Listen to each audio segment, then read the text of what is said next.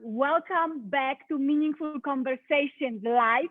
This is Beata, your host, coach, speaker, and OMG. I have very special guest for you today that I would never imagine that he will say yes to my invitation. So let me introduce you to Bill Cortright. He is a very awesome, amazing speaker, author, and stress mastery expert. And that's why I invited him, because I admire his work, not because he is just talking about stress and how to deal it and address it, but he spent at least half of his life actually researching. So he is giving us medical, scientific, and spiritual view on it. And I'm just so honored to have him. Bill, thank you so much for joining me. How are you? I'm doing wonderful. Thank you for having me. I'm excited to be here. Very excited. I've been watching your work, and I've watched you develop over these last few years since we met. We met quite a while ago, and amazing progress. You are the perfect example of what can be done when you work hard and you really stay focused. And you've done a great job. I got to tell you, I love your work. Thank you so very much. Well, the day when it was a retreat and I heard you inspired me to keep going. So you're part of this, what I'm still working on. But okay, let's go to the subject. Today, like I said, we are talking about stress, and it's right now with this, what is going on, like we ever in history could imagine that something like that will happen. We are under quarantine. Yes. Stress is just hitting from all sides. Like before, like you said, like stress, and everyone knows stress is part of our life, but it's very different right now. But one quote and your statement actually is hitting me, and like I'm not sure what to think about it. So I will ask you about that. So you said in the retreat, and when I go to your website, you say stress is just an illusion. Yes. How so? People love when I say that. Yeah. So come on, I'm stressed right now asking you all of these questions, and I feel it's very real to me.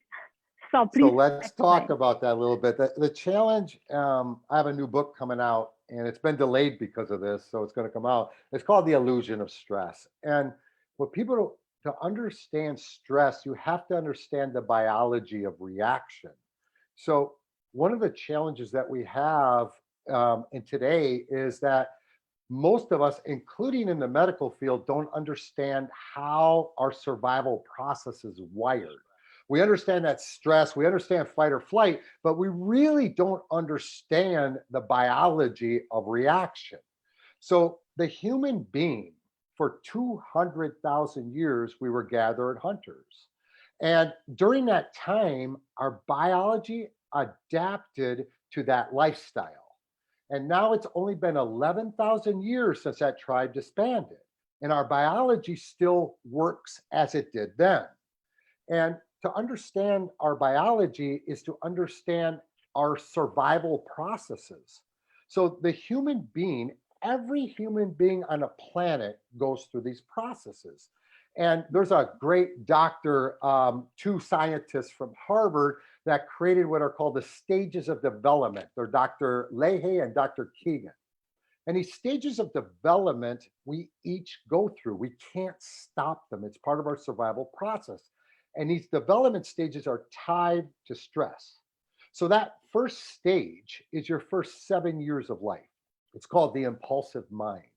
In that stage, you are programmed to play a role and identity within the tribe. So here you are, age 7, and you leave that particular stage with very specific programs. The one program you have is your ego. And the ego is built on a platform of what's called desire energy, the wants. But you also leave that stage with a comfort zone. And comfort zone is built from fear. And you leave that stage with a very important program called the guilt program. You see, guilt is a program that each of us carry, but why? So the comfort zone was designed for us not to wander out of the tribe. We would die. The ego, our role, is designed for us to act and behave and play our roles out in the tribe. And the guilt program is a self-regulating program that is designed for us to regulate our relationships within the tribe. And so we go through this first stage, and your programming happens automatically. Every single person on the planet goes through this. You can't stop it. Then we go into stage 2, is an adolescent stage, which is what's called the imperial mind. In this stage, you're kind of testing the roles, really testing it a little bit, as teenagers would test us. And by age 15, 16, you get through this. And once you finish that age, you go into stage 3, which is called socialized mind. Every human being goes through this. In that stage, you are now part of the tribe. That means your perception, how you see the world, is designed from the programming you received. So now you have a role. So how does stress play into this? In these tribal times, there was only 3 stages. After the tribe disbanded, that's when people created a stage 4 called self-authoring mind. But stage 3 was for us to operate as a tribe. In the tribe, there was nobody that was important because everybody was important. The tribe worked as a unit. Now, the only time they had stress in the tribe is if something came in the environment that threatened them. And so what happens when we have a threat? The stress response goes off. You cannot stop this response. There's a little alarm system in your brain called the amygdala, and this goes off 1/100,000th of a second. And when that goes off, it changes your physiology. Your physiology is what makes your aim. Your body's your aim. Your aim sets your focus. Your focus drives your behavior. So our aim with this threat becomes resistant and restrictive, stress, right? Tight. Now our focus is in fear, and our behaviors in reaction, we fight or flight. Now, during the tribe, we would react, but the moment the threat was taken care of, the moment the threat was taken out, we would go back and our aim would change. And your aim would change to expand and explore. Now your focus is in growth mindset, and you're responding. And the reason we had that during the tribe is because we had to forage. We had to be very flowing when we moved through because we didn't have set water, set food, set free, or set safety. We had to move. So that's the way we're wired as human beings today. So what happened 11,000 years ago? The tribe disbanded. And when that tribe disbanded, everything changed. So what happened was now it wasn't about how important the whole, the tribe as a whole, it was now about the individual. And so how does that look? So now we have walls, we have cities. And what happens to the individual is this ego, which is based in these wants, starts to take over. So we have the want of approval, which creates competition. Now we see others as competing. We're not important anymore. We don't get to eat with everybody. We have to earn our way. The want of control. We want to manipulate everything so we can keep it the way we want. So we manipulate our resources. The want to belong. We see separation. Now there's tribes coming together, cultures coming together, different types of people. And then there's the want of security. So we build walls so people can keep people out and keep people in. So what happens now in our world is this stress response doesn't stop. So when I say stress is an illusion, let me clarify that right now. So Beata, if you walked into a store, right, and a bunch of strange people, your stress response will go off in seconds. You can't stop that. And immediately you're going to be sizing them up. Oh, do I like this person? Do I not like this? And that is natural. We can't stop stress. So stress is a normal response for the human being, but being stressed out is abnormal. In other words, what has happened to us in society is our biology works exactly like it did back then. How did the tribe break up? Because our mind advanced. So as the mind started to advance, right, and we started figuring out that we can build walls, we can plant fields, we can change, the mind expanded, yet the body still works on the platform of the mind. So if you think of cartoons, our body works like the Flintstones and our mind works like the Jetsons. And so now what do we have? Love it. We have, yes, so we have stress, right? So what causes us to be stressed out? What causes us to be stressed out is what's called a stress loop. So somebody walks into your environment, and we have these programming that we all got our programming, but somebody goes against your perception of how the world is supposed to be. And when that happens, your alarm sets off. But what sets off? Well, the program goes off in the head because you hold your programs in the subconscious mind. This program then connects to the heart. And the heart creates a variance. It's your heart rate variability variance. And it communicates back up to the head, and it tells you you're anxious because now you feel anxiety. So that's called a stress loop.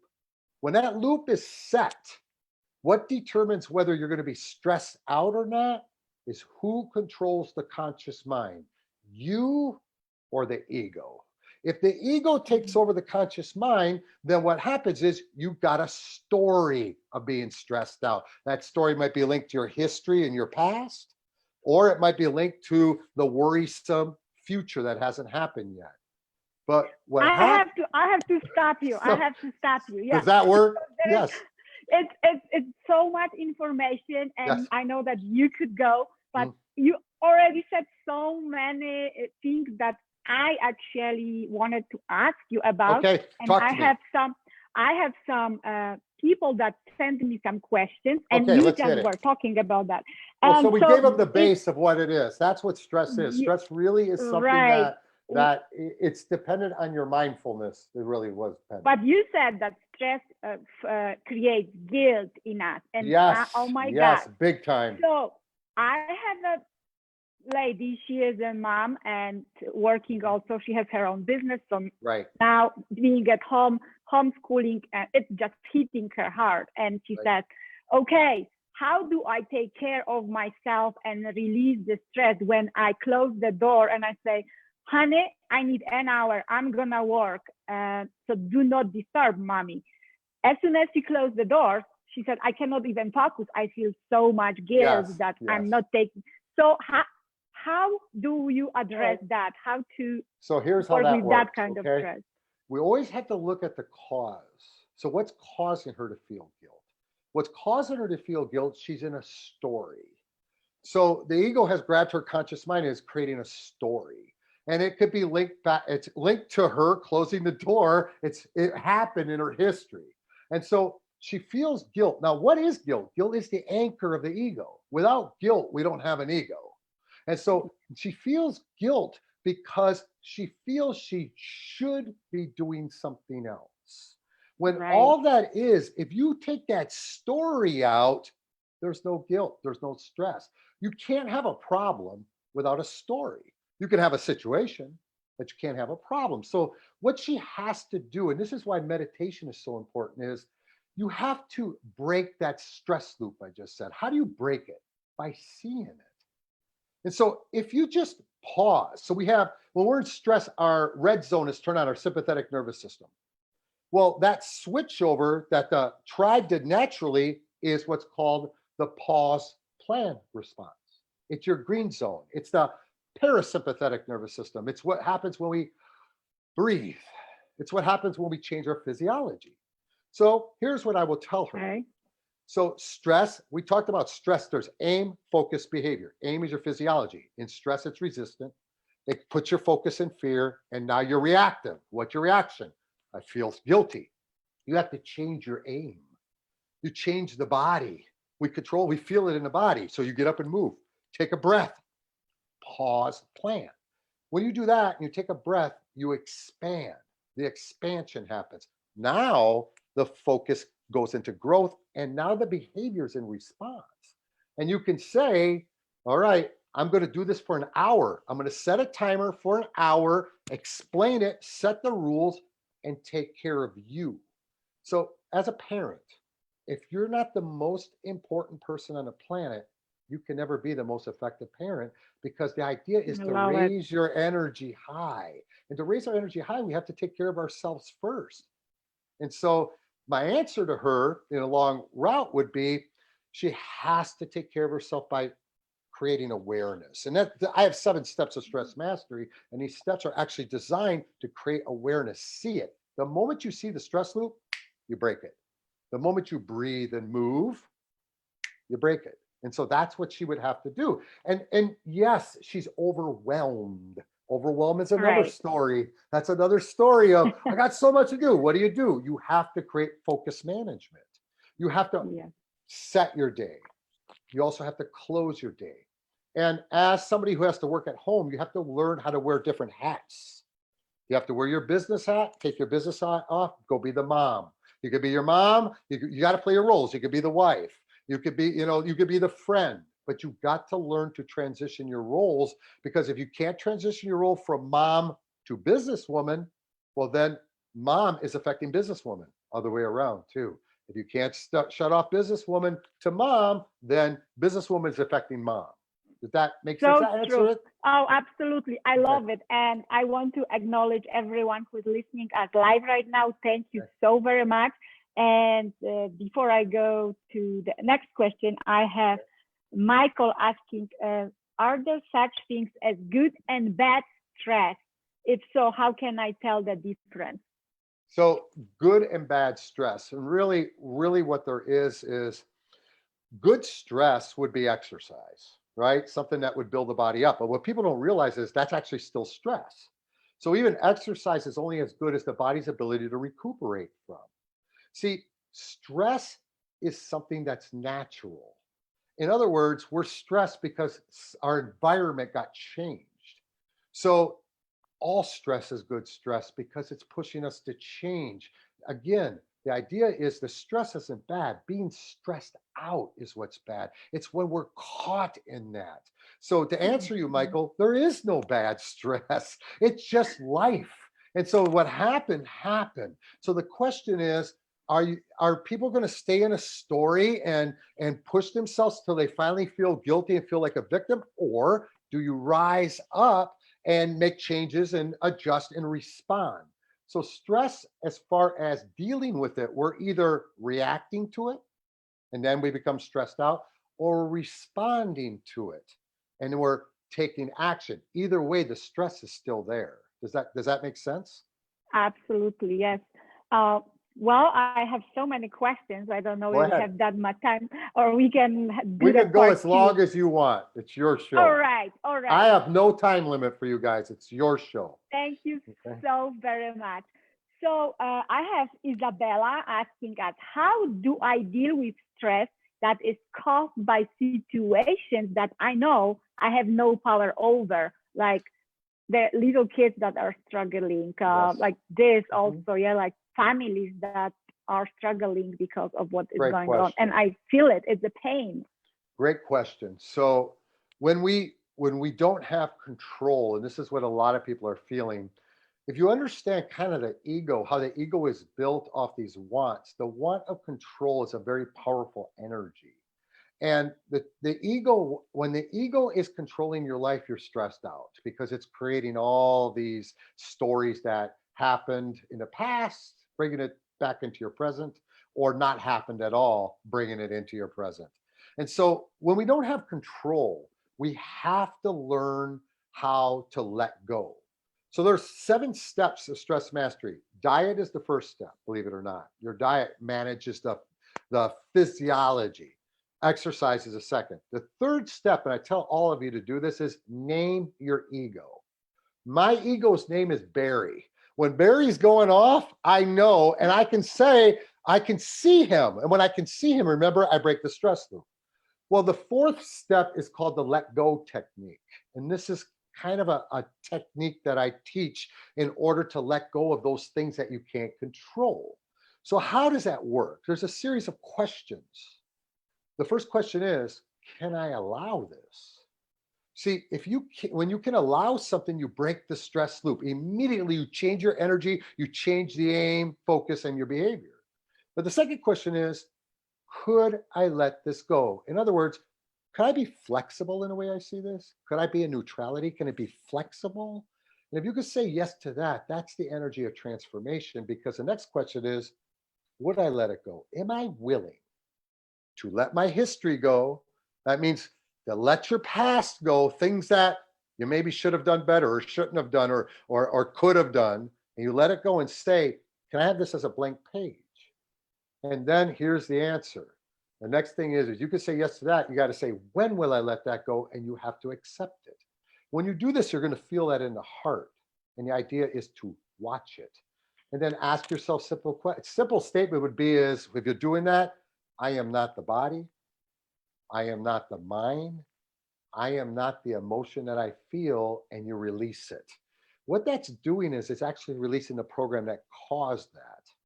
And so that's one way of physiologically losing it. Now, the other way of letting go of control is realizing what you do control. What do you control? What response can you do? Because that's when you start to take your power back. And you ask, so when we're feeling the want to control, we're reacting. We're trying to fight what is. Right. You got to stop and say, what can I respond to this? What could I do to respond to this? What would I do and when? And so that's kind of how that works. I love it. I call it like focus on the fear or focus on the solution. Yes. And just a couple of days ago, when I was listening to you do this exercise in one of your podcast episodes. So I love it. Thank you for sharing. You're welcome. I have so many people here now. Nathan, Chris, Iboya, thank you so much for being. Someone said that love your voice, and yeah, he's a speaker. He's awesome. Oh, thank His you very voice is much. calming. Everyone is sending hearts. I have my next question is also because I work with people and I see their struggles. Mm-hmm. So there is another mom there's a lot of moms struggling with kids, which is stressing them. And she said that before all of this quarantine and lockdown, I had my system. I had it all organized. And so my question is, what do we do or can we do when our tried and true technique systems that we had in the pocket before for managing stress are simply not working anymore? Yes, that's a great question, by the way, because I have kind of several businesses and I coach only 5 people at a time because I'm not a coach. It's just one of my businesses, but I coach high-level CEOs and people. And I'm going to tell you something. It's not just you moms. These CEOs are coming to me because they don't know how to work anymore. They're used to getting up a certain time. They have the routine. They go to their office and they conduct their businesses. And now all of a sudden, there's no office. They're trying to conduct business and the kids are running in and everything else. So it's not just moms. It's when we all successful people live with systems. Right. When your systems get blown up like they have now, and this kind of came out of the left field, but what you have to literally do is reset the systems. So how would you start that? The first thing you would start is setting your morning routine. How are you going to start your day? And then you got to say, okay, what's my system of how I have to work? You're going to have to create your space. You have to set your environment and you have to communicate to everybody in the house. Sign on the door. They know when not to walk in here when I'm doing things. They know when, because I communicate to them. I'm going to do an interview now. So my son is out there working. He's doing his homeschool out there. No problem because he knows I'm in here. So you got to set your environment where you're going to work. It's very important. But here's the last part. You have to also close your day. So I talk about transitioning these roles and these energies because if you're used to going to an office and all of a sudden you're here, or you're used to having space, like a lot of the moms that I'm finding always had space because they dropped the kids off to school. They maybe came home. They have no space. And so I told one husband of a guy I'm coaching because he can't understand why his wife is a little bit stressed out. I go, because you're not allowing her to have space. Well, I'm doing the same thing I always do. Exactly. She's different. And so you have to kind of sit down and literally with pad and pen and set your new Love it. system into effect. And you got to communicate that system to everybody and get an agreement.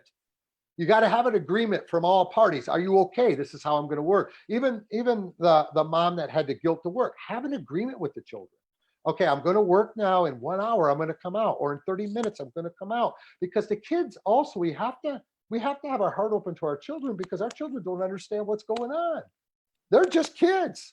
They don't know that mommy's trying to work while, everything's going on. They think it's a party.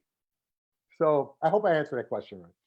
Oh, absolutely. Yeah. And you just touched another, this communication, which is so important, yes. Always in business, in life. And before all of this quarantine started, I think we thought that we communicated well, but we can always run away, yes. When the communication didn't go my way. So right. I can just go somewhere else. And now I feel, Bill, I don't know if you agree, we are kind of put in a spot where we have to face everything what we did not, yes. resolve before this quarantine. So what is your thought about I think that, and I'm going to say this, I think post COVID-19 is going to be a brand new world, and it's going to be a better world. I think, yes. People's values are going to shift. I think people that are workaholics and used to work in 70, 80-hour weeks are all of a sudden going to reset and say, wait a minute, do I really want to work that way anymore? Look at what happened to my security. It got taken away. Do I want more time in my relationship sector? And then those people that don't want to go to the office anymore, do the commute and want to work from home. I think people are going to value their health more. They'll start maybe saying, wow, I really do want to take care of my health, because look how fragile it really is. And so I really do believe coming out of this, we're going to see a new world, but we're going to see a better world, a more focused, more alert, maybe a more mindful type world. Will it be difficult in the beginning? Of course, because change disrupts everything, but also change is what creates real growth. So right. That would be my answer to that. And it depends on us what we're going to do with yes. it. We can be stuck in the victim mode and yep. in the corner, or we can keep growing. I have another great question that I have to ask from Michael again. Bill, what started you to go down this path of studying stress and our reactions to it? That's a great question, Michael. Thank you. So for me, what happened was I grew up very obese. So for me, I was, by the time I was 20 years old, I was 278 pounds. I got diagnosed with diabetes, and I had already lost 100 pounds 2 times before that. I always gained the weight back. And so what happened was, the doctor basically looked me in the eye and he said, if you don't change your habits, you'll be blind by the time you're 35. That's how bad my sugar was. And so I knew he was telling me the truth, Michael, because I could see my family history. So I went on, I lost 123 pounds. And then I went into medicine. And so I changed my major and I went into medicine.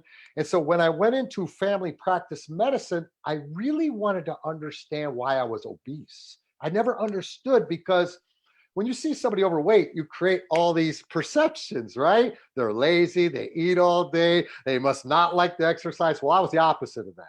I was great in sports, and I really was always active. So I wasn't lazy, so I didn't fit the role, but there was a reason. And what I found was when I started researching deep into looking at lab tests, like I can look at somebody's blood work and I can tell you exactly how your body is working. Well, it was about 1990, I started discovering the insulin hormone was a big hormone. We hear about that now. We didn't hear back then that was affecting everything. And when I started studying stress, I found that the cortisol and insulin are married.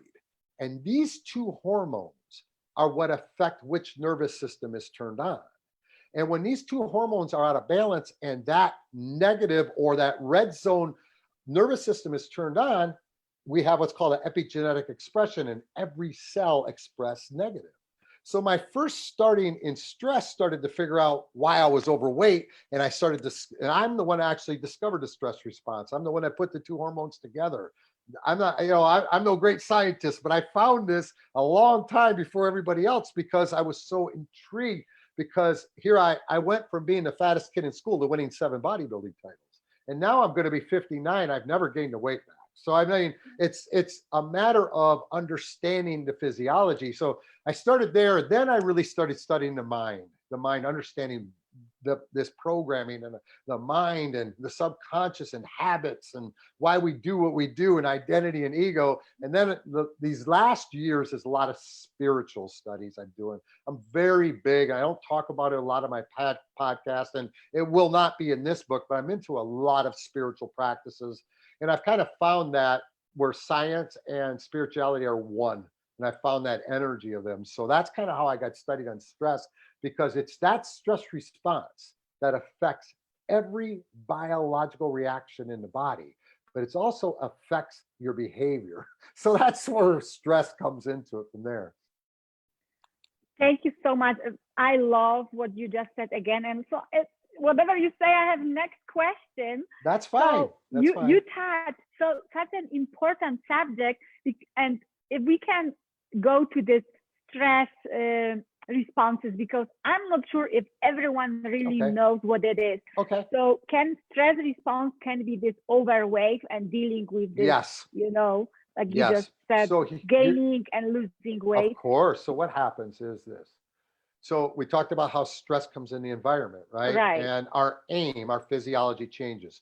Well, what's changing is the stress got set off and your nervous system gets turned on. So cortisol is the main stress hormone. So when cortisol releases, immediately the first reaction is the nervous system switches from our green zone to red zone. So when that happens, the body needs a fuel because the body's going into fight or flight. And so the fuel is the cortisol will signal to the liver to bring up sugar. And then sugar has to get into the engine. That brings up insulin. That's a stress response rising up. When that rises up, what happens is your heart rate will start to increase. Your blood flow will start to go faster. Your kidney function will begin to shut down because you're pushing the water into the body to increase the blood pressure to fight or flight. In that state, that's a stressed out state, the body cannot burn fat. It's impossible. So because the body is burning sugar for fuel. And so in this state, it's designed, if we look at the biology reaction for 200,000 years, that state was designed for a quick response and then shut off. Well, what happened is that it goes off and never shuts off. And that's, our bodies aren't designed for that. And that's when that happens, it starts to disrupt what's called the HPA axis, the hypothalamus pituitary adrenal axis, which is your body's communication. And so when this communication is off, that's when our hormones get thrown off, thyroid gets off, the adrenals get off. This is when we get brain fog. This is when we gain weight. This is when we stop processing foods. This is when carbohydrates can become bad. This is when we gain weight. And it's all due to 2 hormones, cortisol and insulin. And those hormones, the only way to manage them is through diet. So in my programs, it's about not dieting to lose weight. It's about dieting to manage the nervous system. And here's the truth. There is no right diet. Your body tells it. There's a simple test that every doctor runs on you that will tell you how your body works. How does your body repair? How does your body process foods? And how does your body handle stress? That determines when you should eat, how you should eat, combinations you should eat. And what's the purpose? Manage those hormones. And so our entire wellness is based on how well we manage the stress response. And yes, that's the body. And then there's the mind aspect, but the body response, you have to understand, wellness is very simple. It's the body's ability to recuperate each day. If each day our body can repair and our body can repair, then we will have wellness. If each day it breaks, then we have disease. There is no gray area, people. And so when we're talking about this COVID-19, the people that are really susceptible to this are the people they're not talking about. It's not the people with disease. It's the people that their sugar level's a little bit high and they're overweight. And what happens then is they're stuck in that red zone, which means the immune system is shut down. Those people are the people that nobody talks about that are really vulnerable to this. That's why I think that after this is done, people are going to start to really take it more seriously. I love it. I love it. And yeah, the diet that you just Mhm. said, it's part of it. And well, for everyone who likes to know more about that, I will direct you to Yeah, come on Bill. in. And Sure. yes, and so I know that our time is I'm coming. good on time. It's You tell me on the time. This is okay. your I just game. Okay, go gonna ahead. ask: is anyone? I'm talking to our viewers. Is there Okay. anyone who has any questions that I didn't ask, Bill? So it's your chance. What you are dealing with, what you struggle with right now. Maybe it's something what came from the past and it's showing up right now related to stress. This is your time. Agnes, Okay. Adrian, Anita, Mark, Luisa, Isabella, Nathan, and some other people that I can see the names. Thank you for being here with us, Bill. Thank you so So much. in the meantime, can you tell our listeners how to reach out to you, how to contact you? What is the easiest way to get to know more about you and your teaching, courses, podcast, everything? Sure. So you can go to livingrightwithbillcortright.com. That's our website. Sign up to our mailing list, and we have a lot of resources there where you can come in and get some free resources. Also, we have the Stress Mastery podcast. We just went over 800 episodes, so we've really been rolling our podcast out. We do a show 5 days a week. And so 5 days a week, we talk on Mondays is our Millennial Monday. And my stepson David does that show on the Millennial. We always pick a topic. Tuesdays on Health Huddles, Wednesdays Meeting of the Minds. Thursday is our Spiritual Connection Thursday. And then we always have a book study. And so the Stress Mastery podcast, you can come and follow us there and listen to us there. And then we have what's called the Stress Mastery Community. This is a community with everything I talked about today is teaching there. You can come in, and we invite everybody to come in and explore the community. It is a paid community, but for 30 days, it's absolutely free. Because if you don't like it, you can leave.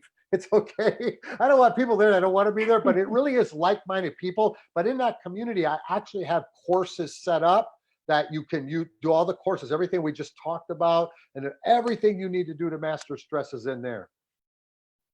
Amazing. Thank you so much. And of course, Facebook, they can Of course, join you follow on me on Facebook. and Yeah, everywhere. of course. So I have one more. Nancy, thank you. She said, great interview. Oh, thank you. I know he's awesome. So he's awesome guest. Thank you. And how do I know, lady is asking, how do I know that my stress reached the level that is already unhealthy? So you feel it in your body, but what else? Well, one is you'll have cravings. You'll crave sweets and carbohydrates. When the stress response is managed, you don't have cravings. That's why people ask, well, Bill, you have a lot of willpower. I lost 100 pounds 3 times. I don't have a lot of willpower. Yeah. I have a lot of science. That's what I have. You don't crave you only crave. So you'll have cravings for sweets. Another thing is your sleep won't be very good. So you'll have issues sleeping. You may wake up very tired. And you always got to understand with stress too, it could be physiological things. I do, when I coach somebody, I do a battery of blood work because I want to make sure if I'm going to help them change, I need to know that their body is working right. So you can have people with autoimmune, thyroid issues, adrenal issues, diabetes issues, all of those, if they're not managed and properly managed, then you will have stress and it will reach that level too. And the best thing I can tell you is what affects stress. Sugar affects stress. Easy things that for everybody, sugar, but also water. You got to drink. If you don't drink water, there's no way you can manage stress. It's impossible. So I can have people that I got the perfect diet, perfect exercise. I meditate. I do all these things. And if you're dehydrated, your body will be stressed out. So that's how you can usually tell. You'll have cravings. You'll be very fatigued, especially around 3 o'clock in the afternoon. 3 o'clock in the afternoon is the highest stress point. If people get this exhaustion, you know that the stress response isn't quite managed. Thank you so much. You said so many gold nuggets, I call it wisdom. So to summarize that, what is the the answer to actually stress mastery. Okay. Are we all able to manage that? Yes, everybody can. This is the first is like when we started the show, is that we got to understand what stress is and why are we stressed out? Because if your doctor doesn't understand what's causing your blood sugar or blood pressure to be high, that it's stress, and he says, well, you're stressed, go get a massage. Well, that's not stress management. So there's 7 steps that I teach. There's first is diet, second is exercise. Find what's right for your body. If you come in that community, you can take the evaluation and I will tell you, or if you come in a community have blood work, I will read it. Now, the thing is name your ego. We got to create mindfulness, right? We have to see when we're stressed out, what's that story? What's that voice in your head telling you? Then the let go technique that I told you about is a technique that we teach that you have to pause, plan, and you have to allow the program to let go. The 5th one is called the Green Focus Power Hour. It's a series of exercises that you do for 1 hour in the morning to start your day. What does that do? That sets your aim, focus, and behavior in the green zone. And then the 6th one is meditation. Meditation is the key to every problem in the world. And that's why people go, what? Think about this. What is meditation designed to do? Strengthen the concentration muscle. And so the concentration muscle is if you can break the stress response, you don't have a problem because you've got a situation. The problem is the story going on, and that's what meditation is designed to do. It's designed to create that awareness, living in mindfulness. And then the last step is called finding the now.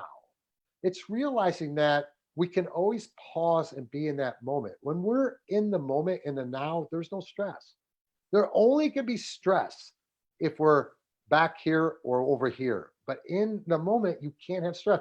Finding the now, this is when you realize that the outside circumstances of your life don't affect your inner being.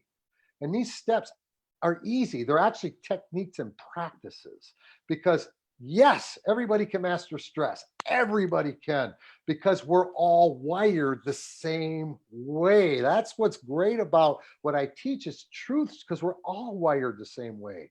Everybody's wired the same way. So you got to work with that wiring. And then you can, yes, of course, everybody can do it. If I could summarize what you just said, I would say, first of all, do the work. Yes, decide for yourself yes. what is working for you, Yep. what is techniques, but you have to do the work. So thank you so very much. Thank you so much for having me. See any more questions from people? Okay. You just were awesome, and I would love to invite you back and talk about ego sometimes. Well, we could come back and talk ego, purpose, and head, heart, and hand connection. I'll come on anytime you want. I told you, I support you. I will support. Anytime you need anything, you let me know. When my new book comes out, I'll launch it on your show. Deal. Where's my look? That's an old one, man. That's a real old one. Wow, that's awesome. Wow, that's so old. Wow. Don't show that to anybody. No, I'm just kidding. So yes, but it's where I started my journey with Bill Cortright. So your new book is coming. I would love to have you back for another meaningful conversation, because I believe that the world needs more meaningful stories shared so people can learn, grow, and do the work. Absolutely. Thank you so much for having me. Thank you, Bill. Thank you, everyone, for watching me. See you next week, Tuesday at noon, Meaningful Conversations. My name is Beata Seweryn-Reid. Please give me feedback. Who else I can bring? What other topics would you like to hear? And maybe if you have still questions to Bill, and you can DM me or him directly. Sure, absolutely. So please don't be shy. We are in this world, in this struggle together. Actually, I see it like Bill, that it's opportunity for us to transition and to change into someone and something better. Thank you for being here with me. Have a wonderful day. You too. Bye-bye.